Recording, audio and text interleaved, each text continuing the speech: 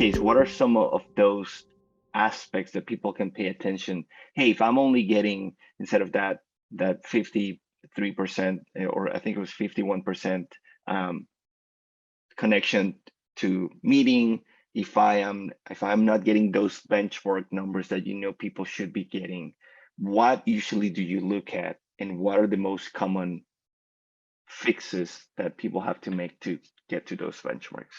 Great question. So, of course, the first thing we look at is the connection request, because what I've learned is that a well-composed, very strategic connection request should begin with the end in mind. The end is we want to get a meeting and get acquainted with this person so we can build trust with them and discover whether or not they have a need.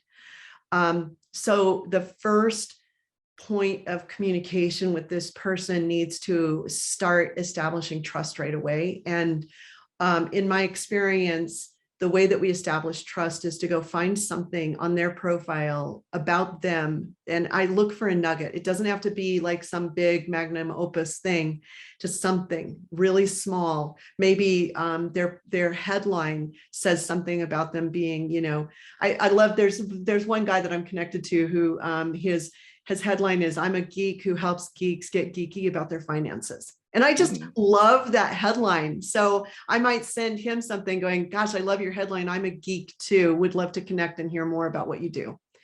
So in that connection request, I've connected with him. I've let him know I read his headline. I've said something personal about him, and I have set the expectation that I want to get acquainted with him. So usually he'll reply to that and say, "Oh, thanks. I've been," and then he did. I did send that connection request to this person. And he said, "I've been playing around a lot with my headline." And I'm like, "Please don't change it. I love it. It's perfect." So we got a conversation going. And then I asked him if he'd be interested in getting acquainted, and we booked a Zoom call. So it wasn't to sell him. It was to get acquainted and talk about, how he's using LinkedIn. So the point there is always begin with the end in mind. But also I've learned that it's really easy to overcompose these messages and think that we have to pitch or at least tell them something about ourselves before they will accept the connection request. You don't need to do that. That's in your profile. They'll go look at your profile before they make a decision to connect with you. So you don't need to say, "Hey, Alejandro, I'm Candice. I help people book more meetings on LinkedIn," because it's in my headline and it's in my profile. So I'm going to make my connection request all about you and ask you a question based on some nugget I found on your profile. What I find is in the accelerator group, because we always have this happen, like about week 3 or 4, they're super frustrated. They're sending connection requests and people aren't responding. So we go and we look at their pending requests. I have them reveal the messages, and then we go look at their profile. And it's like always, they've worked so hard to not pitch slap. And you know what? Every single message is a pitch slap. So I call that being an unintentional pitch slapper.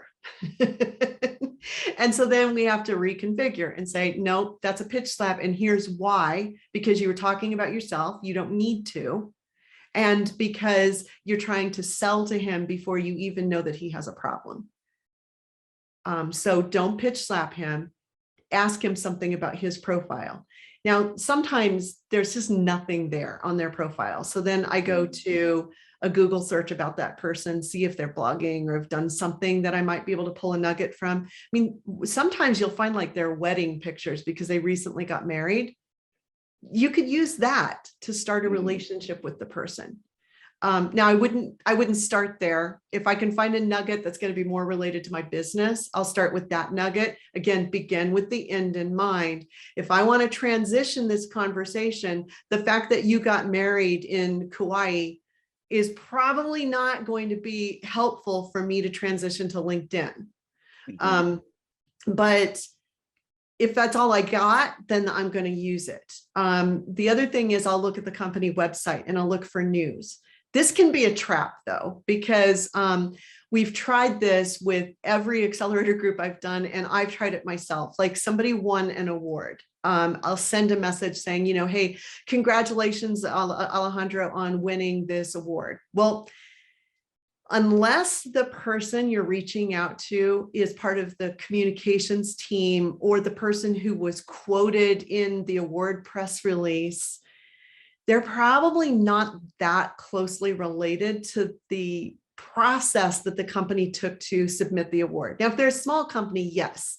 If they're like 20 or 30 people, then probably a lot of people are very aware of that award. But if they're 300 or 500 or 300,000 people, the likelihood that that award is attached to their work is really slim. And so I find that the acceptance ratio on things saying congratulations on that award is really low. I don't know if it's because a lot of other salespeople are using the same technique, or if it's just so unrelated to their day-to-day work that it's not relevant. But that's one thing I found doesn't work. Yeah, that's really good. Because that's what a lot of people do, kind of like try to relate it to something, which works well. But I think your point about, hey, you don't want it to be far out there, because then it's like, hey, I saw your photo about the wedding, and then, by the way, do you need help with, and it feels. Do you need SEO assistance? Yeah. It's like, it's not going to work. But when you do it to something related, it feels a little bit more natural and less like a pitch slap.